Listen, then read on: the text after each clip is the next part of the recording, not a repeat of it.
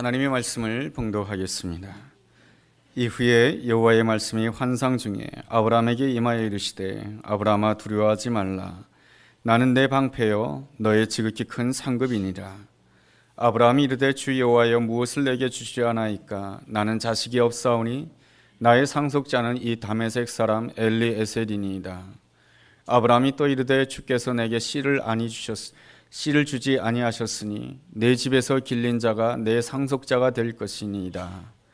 여호와의 말씀이 그에게 임하여 이르시되 그 사람이 내 상속자가 아니라 내 몸에서 날 자가 내 상속자가 되리라 하시고 그를 이끌고 밖으로 나아가 이르시되 하늘 우러러 무뼈를 셀 수 있나 보라. 또 그에게 이르시되 내 자손이 이와 같으리라. 아브라함이 여호와를 믿으니 여호와께서 이를 그의 의로 여기시고 또 그에게 이르시되 나는 이 땅을 내게 주어 소유를 삼게 하려고 너를 갈대아인의 우르에서 이끌어낸 여호와니라. 가끔씩 비행기를 탈 때가 있습니다. 비행기를 타게 되면 꼭 창가에 앉고 싶어요. 밖을 내다보기 위해서 말이죠. 비행기가 높이 이륙해가지고 이 밖을 내다보게 되면 땅에서 바라볼 때는 엄청나게 큰 빌딩, 땅에서 바라볼 때는 엄청나게 커다란 산, 골짜기처럼 보였지만 그 하늘 높은 곳에서 바라보게 되면 빌딩들도 그저 성냥갑 하나 정도밖에 보이지 않고 그 높은 산도 그렇게 높아 보이지가 않습니다. 이렇게 아래에서 보는 것과 높은 곳에서 바라보는 것은 매우 다릅니다. 아래에서 바라볼 때는 누가 더 크냐 생각하고 별것 아닌 거 가지고 서로 자랑하고 또 시기하고 다투기도 하지만 높은 곳에서 올라가서 바라보게 되면 이러한 것을 생각하게 되는 것이죠. 야, 별것 아닌 거 가지고 다퉜구나. 별것 아닌 거 가지고 마음에 커다란 속상함을 가졌구나. 그래서 아무것도 아닌데 그런 생각을 가질 수 있게 됩니다.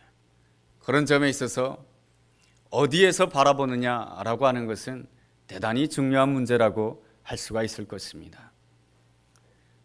국민 강사라고 불리는 김미경 씨라고 하는 분이 있습니다. 이 김미경 씨는 이렇게 방송에 나와서 아주 삶에 대해서 나름대로 이렇게 탁월한 식견을 가지고 아주 강의를 잘하시는 그러한 분입니다.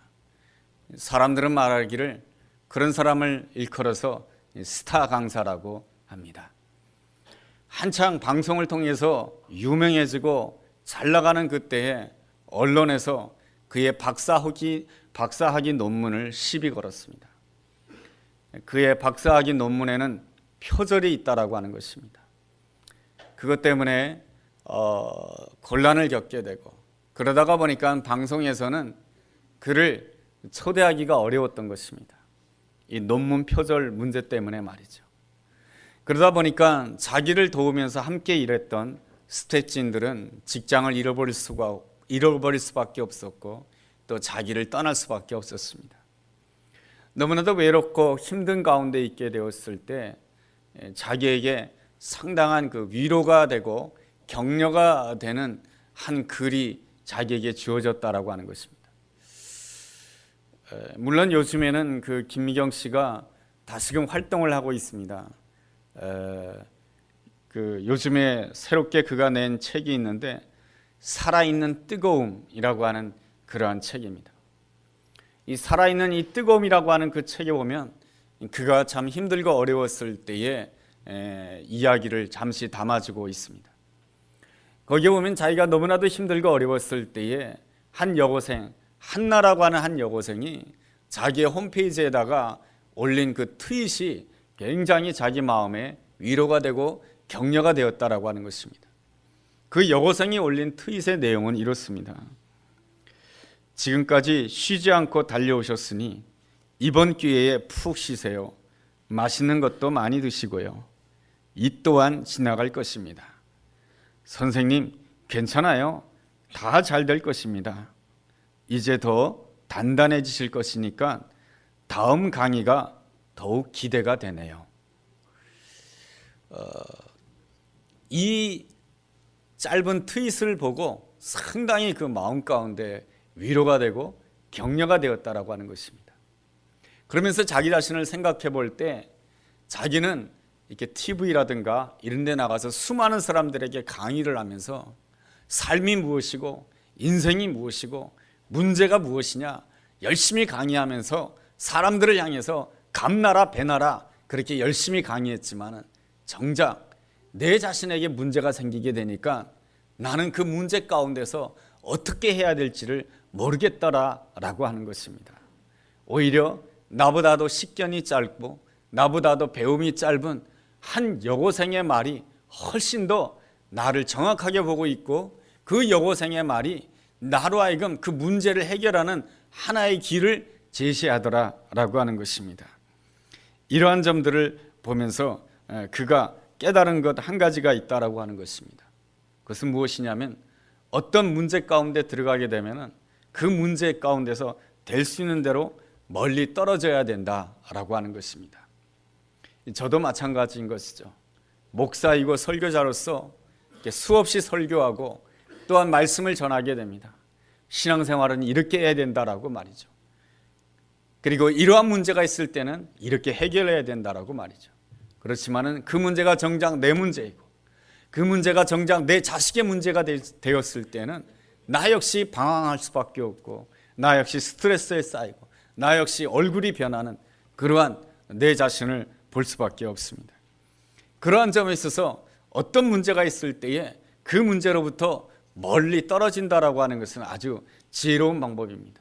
멀리 떨어져서 객관적인 입장에서 내 문제를 본다라고 하는 것은 무엇입니까? 그것은 내 문제를 바라볼 때 마치 내 문제로 보지 않고 다른 사람의 문제로 이렇게 볼 수 있어야 된다라고 하는 것입니다. 그렇지만 그것이 어디 쉽겠습니까? 나에게 문제가 있고 내 자식의 문제가 있는데 어떻게 남의 자식이 겪고 있는 문제인 것처럼 내가 그 문제를 어떻게 그렇게 볼 수가 있겠습니까? 이게 쉬운 것이 아닌 것이죠. 우리는 여기서 깨달아야 될 것 한 가지가 있습니다. 모든 것을 볼 때마다 나의 시각으로 볼 것이 아니고 주님과 함께 볼 줄 알아야 되는 것입니다. 나 혼자 보고 나 혼자 결정하게 되면 그 속에서 어려움과 더 문제 가운데로 들어갈 수밖에 없습니다. 그러나 나의 시각에서 빠져나와서 하나님과 함께 그 문제를 보고 하나님과 함께 결정할 수 있다라고 한다면 그것은 참으로 아름다운 모습이며 놀라운 신앙의 모습이다라고 할 수가 있을 것입니다. 우리가 어떤 문제 가운데 있을 때 열심히 하나님께 기도하는 이유가 무엇입니까? 그것은 바로 내 문제에서 떨어지기 위한 것입니다. 내 문제에서 좀 떨어져서 나의 시각으로만 보지 않고 하나님의 시각으로 보고 하나님의 시각으로 결정하기 위해서 우리가 하나님께 기도하는 것입니다. 또한 하나님의 시각으로 볼 줄 아는 것이 그리스도인이 가져야 될 진정한 능력인 줄로 믿습니다. 요한계시록을 기록한 사도 요한이 그렇습니다. 사도 요한이 반모섬에 유배되어서 요한계시록을 기록하게 됩니다. 사도 요한이 반모섬에 유배가 되었을 때에 당시에 로마의 황제는 누구였냐면 도미시안 황제였습니다. 이 도미시안 황제는 네로 황제 못지않게 아주 폭정을 하는 황제였고 그리고 자기를 숭배하게끔 모든 사람들로 하여금 황제 앞에서 절하게끔 만들었습니다. 로마 귀족이라 할지라도 황제를 숭배하지 않고 기독교 신앙을 가지게 되면은 그 사람도 원형 경기장에다가 내몰아 가지고 사자의 밥이 되게 하는 그러한 사람이 바로 악행을 행한 도미시안 황제인 것입니다. 로마 시대 당시 예수 그리스도를 믿는다라고 하는 것이 너무너무 힘들고 어려웠습니다. 고난도 고난이지만 그 어려운 가운데 자꾸만 그리스도인의 생각 가운데 들어오는 생각이 있었습니다. 그것은 무엇이냐면 하나님은 정말로 살아계시는가? 하나님은 정말로 나를 보호하고 계시고 하나님은 나의 삶을 인도하고 계시는가? 그러한 의심이었던 것입니다. 그러한 의심의 마음을 가질 때에 주님께서는 이 사도 요한을 부르십니다. 사도 요한을 부르셔서 주시는 말씀이 있는데 그 말씀이 바로 요한계시록 4장 1절에 나와 있는 말씀입니다. 요한계시록 4장 1절에 주님께서 이 사도 요한을 향해서 주시는 말씀은 이렇습니다. 이리로 올라오라.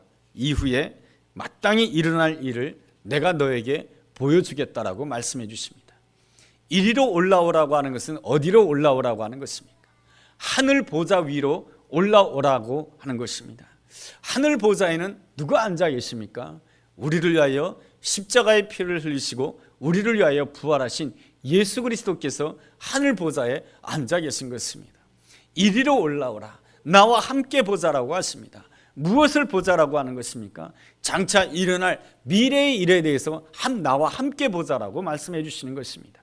주님께서 사도 요한을 향해서 앞으로 장차 내가 이 땅에 행할 일을, 미래의 일을 함께 보자라고 말씀해 주시는 그 이유는 이 사도 요한에게 미래에 어떠한 일이 일어난 것에 대해서 구체적으로 다 말해주려고 이 사도 요한에게 미래의 일을 보여주는 것이 아닙니다. 이 사도 요한에게 하늘 보좌 가운데서 미래의 일을 보여주는 것은 너 앞에 펼쳐져 있는 모든 미래의 사건은 사람의 손에 달려있지 않고 오직 하나님의 손에 달려있다라고 하는 것을 분명하게 보여주기 위한 것입니다. 그러므로 사람 때문에 낙심하고 사람 때문에 절망할 것이 아니고 너의 미래를 주관하신 오직 하나님만을 의지하라고 하는 하나님의 소중한 메시지가 있는 줄로 믿습니다. 세상의 보좌에 앉아있는 자는 누구입니까? 바로 로마 황제 도미시안 황제인 것이죠. 세상 모든 일은 도미시안 황제에 의해서 모든 것이 좌지우지 되는 것 같습니다. 도미시안 황제의 말에 의해서 누구는 원형 경기장에 들어가서 사형을 당하게 되고, 도미시안 황제의 말에 의해서 어떤 사람은 고대 광실에 들어가서 사는 그러한 사람이 됩니다. 그야말로 이 세상의 보좌는 엄청난 힘을 가지고 있습니다. 세상에 있는 모든 일은 이 세상 보좌에 앉아있는 이 도미시안 황제에 의해서 모든 것이 다 좌지우지 되는 것 같습니다. 그러한 때에 주님께서는 이 사도 요한으로 하여금 초청하고 계시는 것입니다. 어디로 초청하고 계시는 것입니까? 이리로 올라오라. 하늘 보좌 위로 올라와서 나와 함께 세상을 바라보자 라고 하는 것이 주님께서 이 사도 요한을 초청하시는 이유인 것입니다.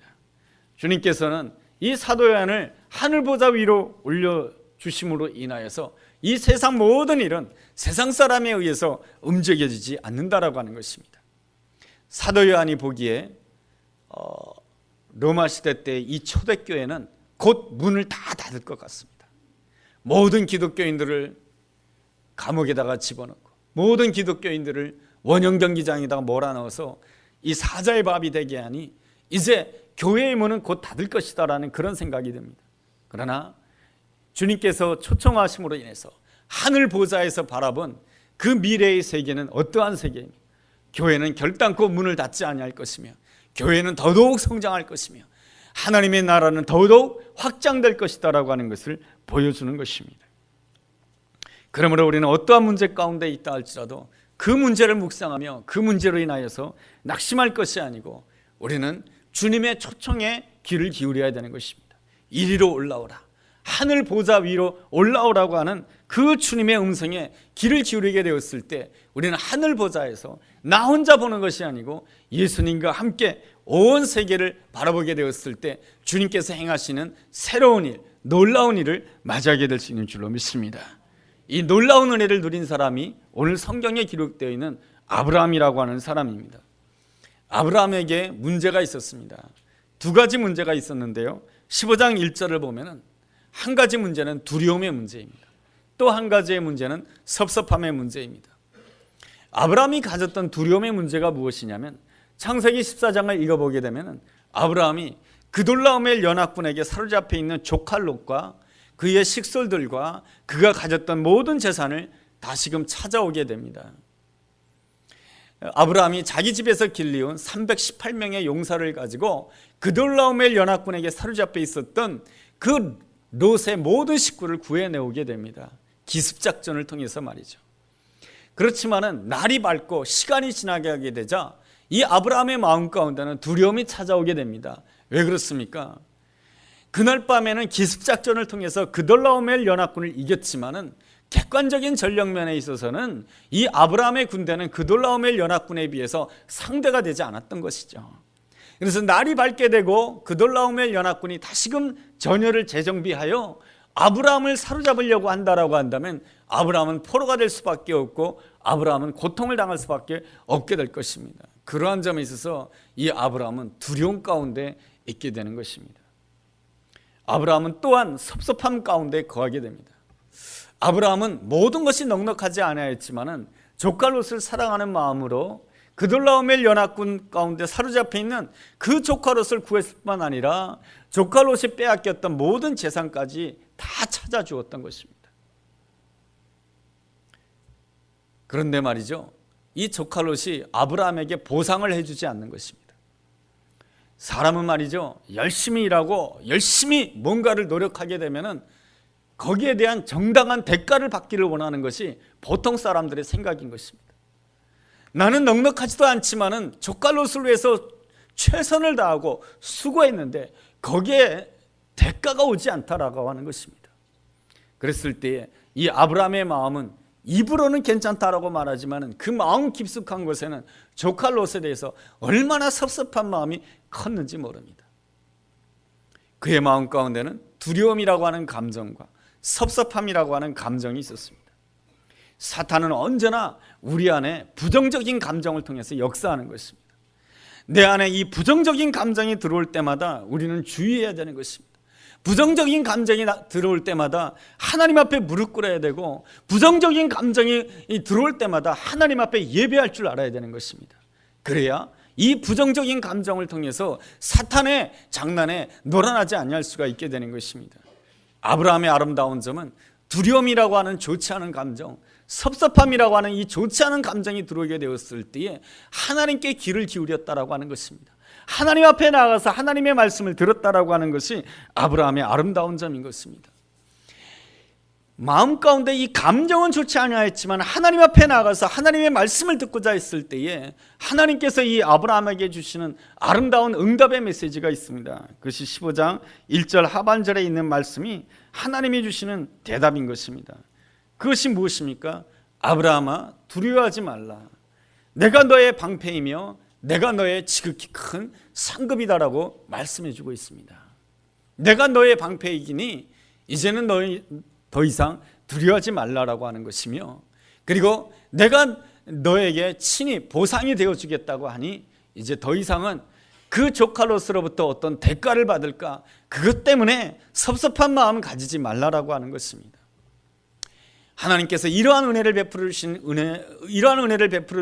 이유가 무엇입니까?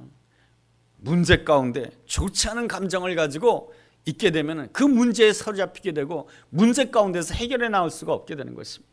그래서 주님께서는 이 아브라함에게 찾아오실 때 먼저 감정의 문제를 해결해 주시고 이 아브라함으로 하여금 주님과 함께 온 세상을 바라보도록 하기 위한 것입니다. 나 혼자 바라보게 되면 섭섭하게 되고, 나 혼자 바라보면 하나님의 일을 해도 늘 섭섭한 것입니다.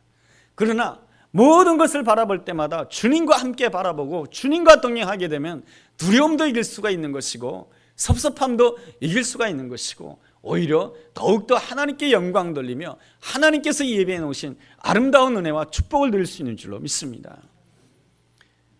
이 아브라함이 하나님과 함께 바라봄으로 인해서 하나님의 축복을 누리게 되는데요, 어떻게 하는 것이 하나님과 함께 바라보는 것입니까?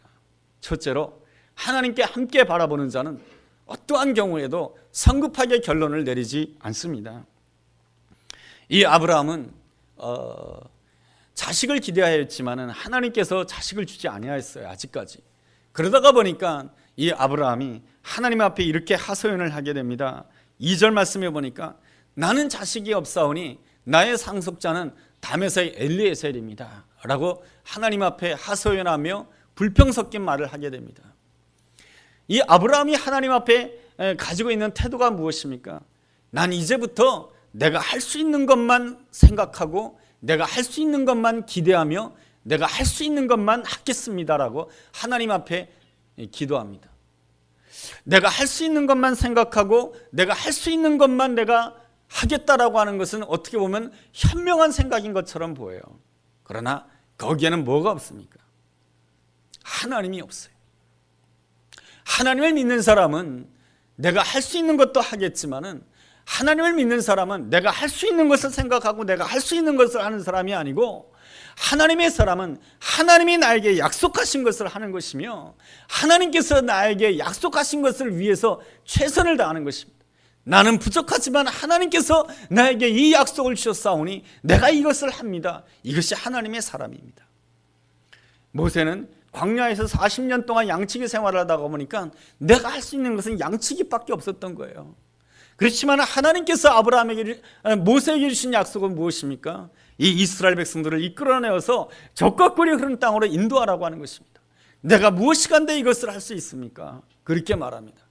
하나님의 사람은 내가 할 수 있는 것만 생각하고 내가 할 수 있는 것만 하는 사람이 아니고, 하나님의 사람은 하나님께서 말씀을 통해서 나에게 주신 그 약속을 받고 그 약속에 따라서 순종하는 사람이 바로 하나님의 사람인 줄로 믿습니다. 아브라함은 지금 하나님 앞에서 나의 상속자는 다메섹 엘리에셀이니이다. 내가 할 수 있는 것은 자식을 가지는 것이 아니고 그저 내가 할 수 있는 것은 내 집에 있는 종 가운데 엘리에셀이 가장 똑똑하고 가장 괜찮은 사람이니 그 사람이 내 상속자가 될 수 있을 것입니다. 내가 할 수 있는 것만 생각하고 내가 할 수 있는 것만 기대했을 때에 하나님의 응답은 무엇입니까? 아니다라고 하는 것입니다. 그러면서 4절에 주님께서 말씀해 주십니다. 여호와의 말씀이 그에게 임하여 이르시되 그 사람이 내 상속자가 아니다 라고 말씀해 주십니다. 하나님의 사람은 어떤 문제 가운데 있다 할지라도 하나님께 물어야 되는 것이고, 하나님께 묻는 가운데 하나님이 아니라고 하면은 아닌 거예요. 하나님이 아니라고 한다면 이제까지 내가 해오던 일도 멈춰야 되는 거예요. 나의 생각도 내려놓아야 되는 것이고 나의 결단도 내려놓아야 되는 것입니다.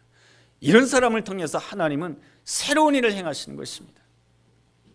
사사시대를 종결하고 하나님께서 준비해 놓으신 다윗의 시대를 연 사람이 있습니다. 그 사람이 누구입니까? 사무엘 선지자인 것이죠. 사무엘 선지자의 아름다운 모습이 무엇입니까?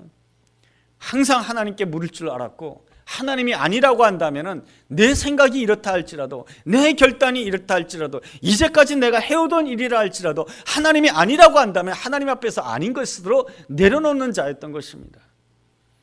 하나님의 명령에 따라서 사울 왕을 이어서 다음 왕이 될 사람에게 기름을 부으라고 하는 하나님의 명령을 받고 이새의 집에 오게 됩니다.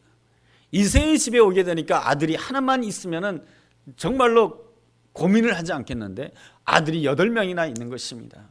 누구한테 기름을 부어야 될까? 맨 처음 장남 엘리압을 보니까 엘리압이 너무 잘생겼어요. 너무 똑똑해 보여요. 이 정도 생겼고 이 정도로 민첩하게 보인다라고 한다면 이 엘리압이야말로 사울 왕을 뒤이어서 이스라엘의 왕이 될 것이다라고 하는 생각이 들었어요. 그러나 하나님께서 그에게 아니라고 하십니다. 아니라고 했을 때 사무엘은 아닌 거예요. 그래서 사무엘은 접고 다른 아들을 기다리게 됩니다. 그랬을 때에 하나님의 인도함 따라서 다윗에게 기름을 부음으로 인해서 하나님께서 준비해 놓으신 다윗의 시대를 열어가는 복된 사람이 될 수가 있었던 것입니다. 이렇듯 하나님의 사람의 아름다운 점이라고 하는 것은 무엇입니까? 성급하게 결론을 내리지 않는 것입니다. 우리가 살아가는 이 시간, 내가 경험하지 못한 그러한 시간들을 사는 것입니다. 우리의 일생은 한 번밖에 사는 인생이 아닌 것입니다. 이제 8월이 지나가게 되면 9월이 오고 10월이 오고 2015년도가 오게 됩니다. 이 2014년도의 하반기와 그리고 2015년도는 내가 한 번도 살아보지 않은 인생인 것입니다. 그러다 보면 내가 부족해서 내가 넘어질 수도 있고 내가 잘못 결단할 수도 있습니다. 그렇지만 하나님의 사람의 아름다운 점이라고 하는 것은 늘 하나님의 음성 듣기를 사모하고 하나님으로부터 아니다라고 하는 음성이 들려지게 되면, 아니다라고 하는 신호가 오게 되면 내 것을 내려놓을 줄 아는 자가 정말로 하나님의 사람이고, 그런 사람이 바로 하나님께서 준비해 놓으신 새해를 맞이하는 복된 사람이 될 수 있는 줄로 믿습니다. 둘째로 주님과 함께 바라보는 자는 최상의 것을 기대하는 자입니다. 하나님께서는 이 아브라함에게 너 다메섹 엘리에셀 내 상속자가 아니야 라고 했을 때 아브라함은 네 아닙니다 라고 하는 것을 받아들이게 됩니다. 그랬을 때에 하나님께서는 이 아브라함으로 하여금 밖으로 나오게 하십니다. 5절 말씀이 그러한 말씀이죠. 그를 이끌고 밖으로 나가 이르시되 하늘을 우러러 무뼈를 셀 수 있나 보라. 또 그에게 이르시되 내 자손이 이와 같으리라. 아니다라고 말씀했을 때 그 아닌 것을 그대로 받아들이고 순종했을 때에 하나님께서는 이 아브라함을 밖으로 이끌어내서 높은 곳으로 인도해 주십니다. 여러분, 물론 이 성경에는 높은 곳이라고 하는 뜻이 없어요. 여러분, 성경적인 의미에 있어서, 영적인 의미에 있어서 높은 곳이라고 하는 것이 뭐 높은 산을 말하는 것입니까? 그렇지 않은 것이죠. 주님과 함께 하늘 보좌에 앉은 그 자리가 바로 가장 높은 자리인 줄로 믿습니다. 그래서 이 아브라함을 하나님께서 아브라함을 이끌어내어서 밖으로 나오라고 하십니다. 그러면서 무엇을 보라고 하십니까? 하늘에 있는 무별들을 보라고 하는 것입니다. 하늘에 있는 무별들, 아브라함이 본 적이 없습니까? 어제도 보았고 그제도 본 별들입니다. 지난해에도 보았고 어린 시절에도 하늘의 수많은 별들을 본 것이 아브라함의 기억 속에 있습니다. 그런데 하나님께서는 아브라함으로 하여금 저 수많은 별들을 바라보라고 하는 것입니다.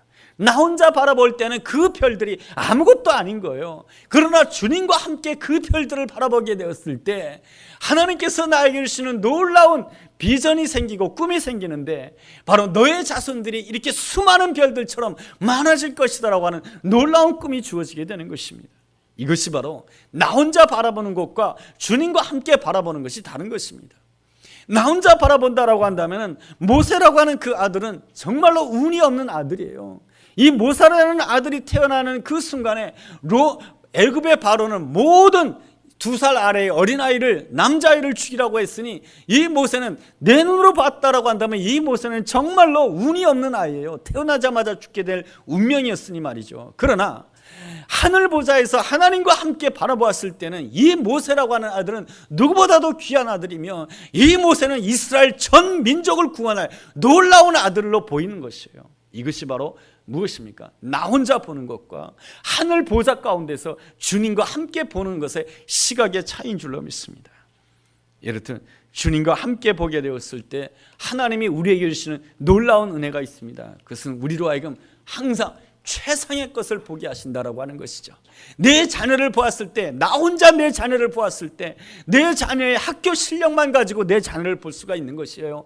그러나 주님과 함께 보았을 때는 그 자녀를 그러한 것으로만 본 것이 아니고, 세상의 지식으로만 본 것이 아니고 하나님의 계획 속에서 그를 본다라고 하는 것입니다. 최상의 것을 본다라고 하는 것이죠. 이것이 바로 기도하는 자에게 주어지는 축복이며, 기도하는 가운데 하늘 보좌까지 올라가서 주님과 함께 세상을 보고 남편을 보고 아내를 보고 자녀들을 보는 그 아름다운 시각을 가진 하나님의 응답의 축복인 줄로 믿습니다.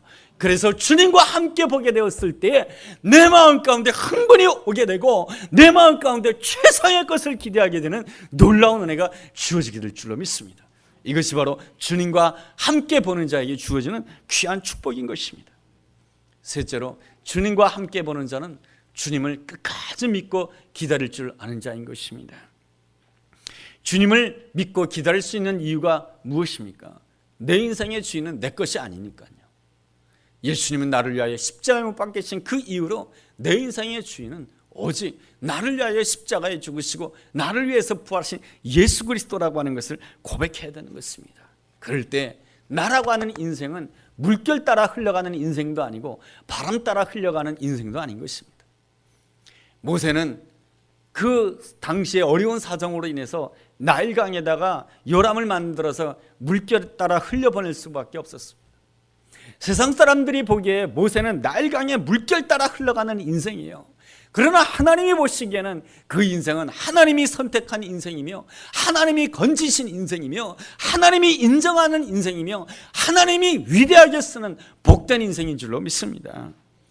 아브라함의 생애는 어떻습니까? 오늘 본문 7절에 보면은 하나님께서 아브라함을 갈대아 우르 땅에서 불러내었다라고 말씀해 주고 있습니다. 갈대아 우르 땅에서 나와서 가나안 땅에 오게 된 것이 이 아브라함이 바람 따라서 온 것입니까? 그렇지 않습니다. 만세 전에 하나님께서 아브라함을 선택하신 것이고, 하나님께서는 이미 아브라함을 믿음의 조상으로 세우시고, 이 아브라함을 통해서 이 땅에 새로운 하나님의 나라를 건설하고자 하는 하나님의 위대한 계획이 이 아브라함 가운데 있는 것이죠. 그러기에 이 아브라함이 가나안 땅에 온 것은 우연히 온 것이 아니고 하나님의 계획 가운데 이 자리에 오게 된 것인 줄로 믿습니다. 이것이 바로 하나님과 함께 하늘 보좌에서 세상을 바라보는 자에게 주어지는 놀라운 은혜요, 놀라운 시각인 것입니다. 지난주 새벽 시간에는 주로 마가복음을 이렇게 묵상하며 마가복음의 말씀을 나눴습니다. 그 가운데 아주 눈에 띄는 한 인물이 있습니다. 그 사람은 누구냐면 마가복음 15장에 나와 있는 구레네 사람 시몬이라고 하는 사람입니다. 구레네는 오늘날의 북아프리카에 있는 리비아의 한 지역 이름인 것입니다. 그러니까 이 구레네 사람 시몬은 북아프리카 출신인 것이죠. 이 북아프리카 출신이 왜 유대 땅에 왔는지는 모르지만은 유대 땅의 시골에 왔다가 예루살렘에 들르게 됩니다. 예루살렘에 들르다가 보니까 그 예루살렘 그 골고다 산상 근처에 시끌벅적한 일이 생긴 거예요. 이 일이 무슨 일인가 해가지고 이렇게 구경하다가 로마 병정이 자기를 덥석 잡더니 예수님 대신에 자기를 십자가 지게 만든 거예요. 이 시몬은 예수님이란 분이 누구인지 몰랐어요. 그리고 예수님이 왜 저렇게 십자가 지고 할지 몰랐어요. 그런데 자기가 왜 또 십자가를 지어야 되는지 몰랐어요. 너무 당황스러웠을 거예요. 시몬이 십자가 질 때 얼마나 무거웠을까요? 그 십자가가 얼마나 힘들었을까요? 주변에 있는 사람들은 이 시몬을 보면서 뭐라고 생각했을까요? 저 친구 되게 재수없는 친구라고 말이죠. 그렇게 생각하지 않았겠습니까? 그렇지만은 이 시몬에게는 하나님의 그 아름다운 간섭이 있었던 것이고 하나님의 아름다운 섭리가 있었던 것이죠. 저 북아프리카에 살던 그 사람이 이 예루살렘 땅에 와서 그 예수님이 지고 가던 그 십자가를 대신 지게 된 그 사건은 우연히 주어진 것이 아니고 강물 따라서 온 것도 아니고 그리고 바람 따라서 온 것도 아니고 하나님의 놀라운 섭리 가운데서 이 자리에 왔다라고 하는 것입니다. 하나님의 섭리 가운데 오게 된 것이죠.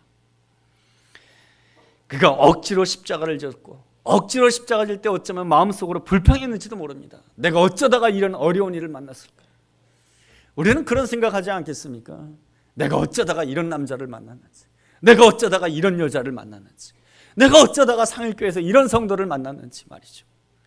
이런 사람을 만나지 않았으면 내가 더 행복했을 텐데, 이 남자를 만나지 않고 저 남자를 만났으면 더 행복했을 텐데, 내가 어쩌다 이런 자녀를 만났는지, 내가 무슨 죄가 있어서 이 연약한 자녀를 나에게 주었는지 이런 생각할 수 있지 않겠습니까? 그러나 오늘 로마서 16장 13절에 보면 이러한 말씀이 있습니다. 주 안에 택하심을 입은 루포와 그의 어머니에게 문안하라. 그의 어머니는 내 어머니라. 루포는 시몬의 아들인 것이죠. 이 시몬이 억지로 십자가를 짐으로 인해서 자기는 도무지 기대하지 못했던 놀라운 일이 생기게 됩니다. 자기 아들 루포와 그리고 또한 자기의 아내가 이 사도 바울의 신실한 동력자가 되어서 하나님께 영광 돌리는 아름다운 일을 하게 되는 것입니다. 우리는 우리 앞에 문제가 있을 때 문제만 바라보게 되면 우리는 두려움에 빠지게 되고요, 섭섭함에 빠지게 되고요, 좋지 않은 감정에 사로잡히게 됩니다. 그렇게 되면 늘 사탄에게 놀아날 수밖에 없게 되는 거예요. 우리는 그럴 때마다 내 감정을 뒤로하고 하나님 앞에 나가야 되는 것입니다. 그럴 때 주님께서는 우리에게 말씀을 해주시는 것이죠. 이리로 올라오라. 어디로 올라오라고 하는 것입니까? 하늘 보좌로 올라오라고 하는 것이죠. 그 하늘 보좌에서 나와 함께 세상을 바라보자 라고 하는 것입니다. 주님과 함께 세상을 바라보는 자는 어떠한 문제 가운데서도 성급하게 결론을 내리지 않는 사람인 것입니다. 주님과 함께 보기에 어떠한 문제 가운데서도 최상의 것을 기대하는 자인 줄로 믿습니다. 그리고 주님을 끝까지 기다리게 되었을 때 내가 왜 이렇게 억지로 십자가를 져야 되는가? 내가 왜 이렇게 억지로 이 일을 감당해야 되는가? 그 생각을 가질 수 있지만 오직 하늘 보좌에서 내가 해야 될 일은 한 가지인 것입니다. 내가 해야 될 첫 번째 일이 하늘 보좌에 오르는 것이고 내가 해야 될 그 첫 번째 일이 하늘 보좌에서 모든 것을 바라보겠다라고 하는 결심인 것입니다.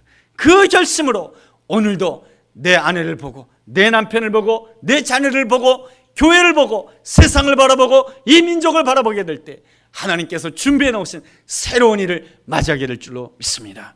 그 모든 이 아름다운 은혜가 우리 모두에게 함께하게 되기를 주의 이름으로 축원합니다. 기도하겠습니다. 하나님 아버지, 문제 가운데 처할 때 내가 어떻게 하다가 이런 문제를 겪게 되었을까? 원망도 하고 불평도 하게 됩니다. 나의 입장에서만 모든 것을 보았기 때문입니다. 이제는 눈을 들어서 나를 위하여 십자가 지시고 나를 위하여 부활하신 예수님과 함께 높은 곳에서 모든 것을 바라보기를 원합니다. 그래야함으로 인해서 어떠한 문제 앞에서도 성급하게 결론 내지 않게 도와주옵시고 오직 주님을 바라보는 가운데 최상의 것을 기대하는 믿음의 사람 되게 하여 주옵소서. 그래야함으로 인해서 하나님께서 준비해 놓으신 그 아름다운 것들을 반드시 누리는, 살아생전에 누리는 복된 사람 되게 하여 주옵소서. 예수님의 이름으로 기도했습니다. 아멘.